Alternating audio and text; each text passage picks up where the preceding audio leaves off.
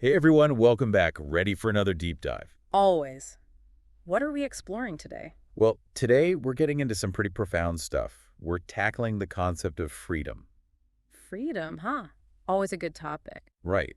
But we're going beyond the usual political or social angles. We're going deep, looking at freedom as a key to unlocking greater consciousness. Sounds intriguing. What's our source material? We're diving into a text called Freedom as a Liberating Element of Consciousness. Catchy title. Who's the author? It's by WaXhira, the founder of the Sacred Atlantean Brotherhood. Okay, I'm familiar with some of their teachings. They're all about self-discovery and spiritual exploration, right? Exactly. And this text really gets to the heart of that. It argues that true consciousness can only flourish when we're truly free. I like that. So, what's WaXhira's take on what freedom actually is? Because, we all have our own ideas about that, right? Totally. And WaXhira challenges us to think beyond just the absence of physical limitations. Okay, so, like, more than just being able to go where we want, do what we want. Yeah. It's about recognizing that we're often imprisoned by internal limitations too, like fear, conditioning from our past, all those automatic reactions we have. Ah, I see where this is going. So it's about breaking free from those internal chains that keep us stuck in certain patterns. Exactly. Like, think about it. How often do we react to situations without even thinking? Oh, all the time. Someone cuts me off in traffic. Bam. Instant anger. Right? But is that anger really serving us? Or is it just an automatic response based on, like, past experiences and conditioning? Good point. So Absir is saying we need to become more aware of those knee-jerk reactions to really be free. Yeah. And that awareness is what allows us to make conscious choices. Choices that are aligned with our true selves, not just with our conditioned responses. And that's where the connection to consciousness comes in. Exactly. When we're constantly reacting out of fear or old patterns, we're not truly experiencing the present moment. We're not fully engaged. We're not really free to choose our experience. Right, we're kind of on autopilot, just going through the motions. So how do we break free from that autopilot? What does Waxhira suggest? Well, the text emphasizes cultivating certain qualities. Things like awareness, discernment, and mindfulness. Okay, those are some big words. Can we break those down a bit? What do those look like in practice? Yeah, for sure. Like, awareness is about becoming more conscious of our thoughts, our feelings, our motivations. It's like noticing what's going on inside us, not just reacting to what's outside. Exactly. And discernment is about being able to make clear judgments, to see the difference between what's truly beneficial for us and what's not. Okay, so not just reacting blindly, but actually making choices based on what we value. And what about mindfulness? Mindfulness is all about being present, focusing our attention on the here and now, rather than dwelling on the past or worrying about the future. I've heard a lot about mindfulness lately. It seems like everyone's talking about it. So how does it fit into this idea of freedom? Well, when we're mindful, we create space between a stimulus and our response.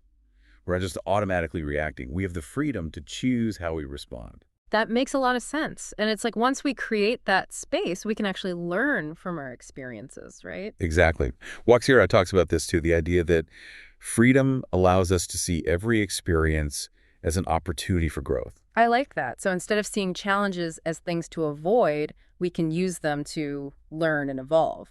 Right. Like even encountering a difficult person. Oh, tell me about it. I've got a few of those in my life. Well, instead of letting that person drain your energy or trigger your anger, what if you saw them as a chance to practice patience? Interesting. Like turning it into a spiritual exercise. Exactly.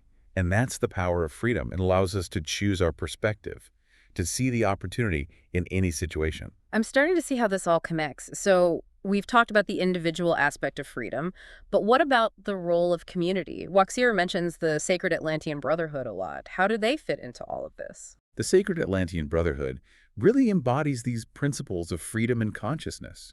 They create a supportive environment where individuals are encouraged to explore their inner potential. What do they mean by inner potential? WaXhira actually uses the term inner divinity. It's that spark of awareness, wisdom, and creative power that exists within each of us. Okay, so it's like recognizing that we're not just limited beings, but that we have this incredible potential within us. Exactly. And the Sacred Atlantean Brotherhood fosters that recognition.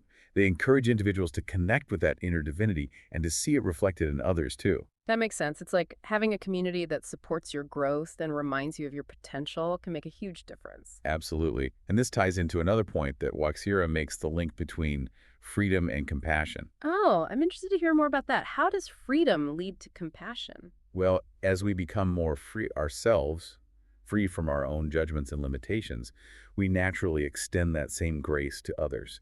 So, like, as we stop judging ourselves so harshly, we also stop judging others. Right. We start to see that everyone is on their own unique journey, and comparing ourselves to others just creates more suffering. It's like we all have our own internal struggles, our own fears and insecurities. Exactly. And when we recognize that, compassion naturally arises. We start to see each other with more understanding and empathy. I like that. So, as we wrap up this deep dive, what are the key takeaways? What do we really want people to remember? I think the biggest takeaway is that freedom isn't just an abstract concept. It's something we can cultivate, something we can practice every single day. It's about making conscious choices, questioning our assumptions, and facing our fears. And it's about remembering that we all have that incredible potential for growth and connection. Absolutely. And if achieving true freedom means confronting those internal limitations, what is one specific step you can take today to start that journey? How can you cultivate more freedom in your thoughts, your actions, your relationships? That's a great question to ponder. We'll leave you with that. Thanks for joining us on another deep dive. Until next time.